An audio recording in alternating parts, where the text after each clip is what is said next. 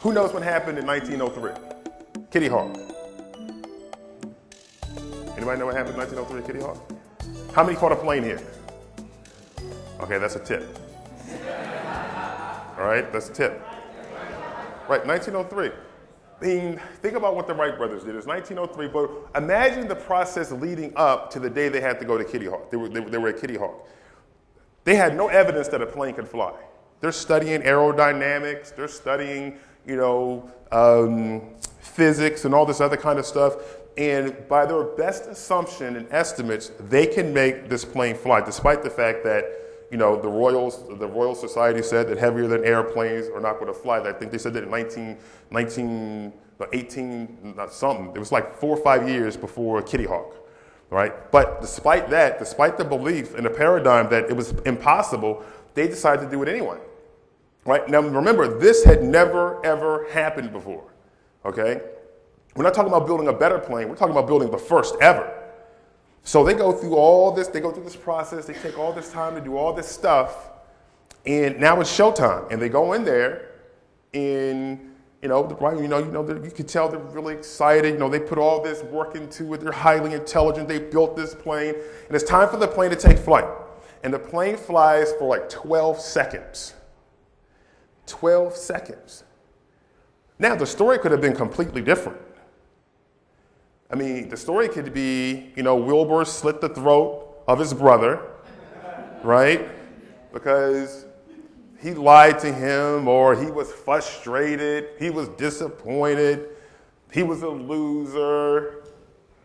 But it's really about perspective, because while they could have said, this sucks, and just gave it up and did something else, who knows where we would be as far as the air industry goes if they would have done that. I'm sure somebody else would have probably followed up, but who knows how far we would be, right? But what did they do? Their perspective on that was, we succeeded. We succeeded. Only thing we have to do now is fine-tune the process and make it better.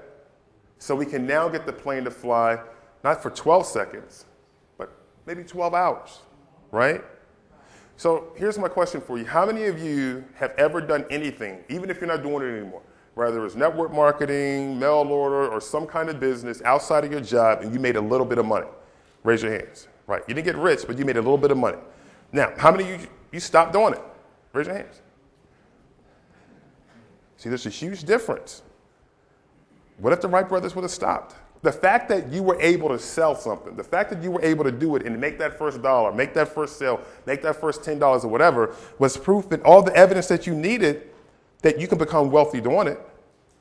Now, the process is probably different from selling one to selling 100,000, but the fact that you did it was enough evidence and proof that all you had to do was fine-tune your own process. And see, here's the thing. I believe that the issue that many people have is that you understand where it is you are, and that's perfectly clear. You can see that. You understand where it is you want to go, and for most people, they have a lot of clarity on that. But the part that is fuzzy is what it looks like getting there. And if you don't know what the path to success looks like, you will bail out every single time. Because for the most part, it's not a friendly path. People don't want to understand you. Listen, there wasn't a single person in my family that understood what I was doing. I think it's very difficult to understand the entrepreneurial pathway, the entrepreneurial mindset, the entrepreneurial spirit. It's a very, very unique type of spirit. People just don't understand it all the time. So you see where you are right now, and it's clear. You know what it is you want to become, and that's clear.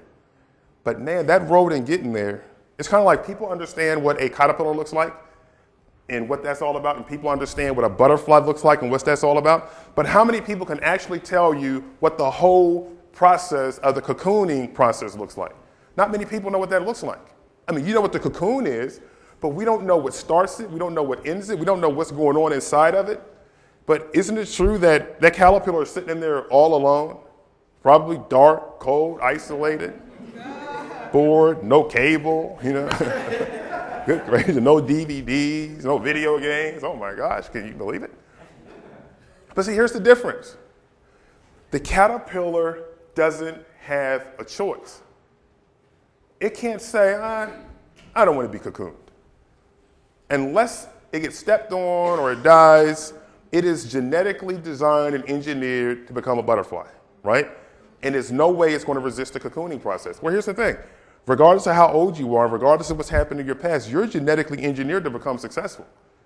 It's in your genes. It's supposed to happen. But we kind of screw things up because we have a brain. We have the ability to think. We have the ability to choose. And unfortunately, here's the thing, cross your arms. You beat me to it. All right, cross your arms, and I want you to look at which wrist is on top. Cross your arms. Okay, look at which wrist is on top. Everybody cross your arms. Still waiting for a few people. It's kind of easy. Right? All right, now look at which wrist is on top. Okay, now uncross your arms. Now cross them the opposite way. Cross them the opposite. I see some people struggling a little bit. That's okay. It's okay. Now here's the thing. Are you able to cross your arms the opposite way? Yes. Now, is it as comfortable as the other way? No. And that's the thing about becoming successful.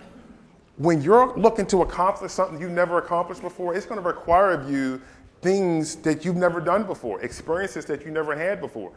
It's going to require change. And for the most part, change can be uncomfortable because it's unfamiliar. It doesn't mean you can't do it. It just means that you have to learn to adapt to discomfort. You have to learn to adapt to stretching yourself. You have to learn to embrace the unfamiliar. You have to learn to embrace the unknown. Otherwise, I think that what happens is, just like we just naturally cross our arms a certain way, we will snap right back into what's comfortable when we're presented with an opportunity to become successful. Well, because it's too painful.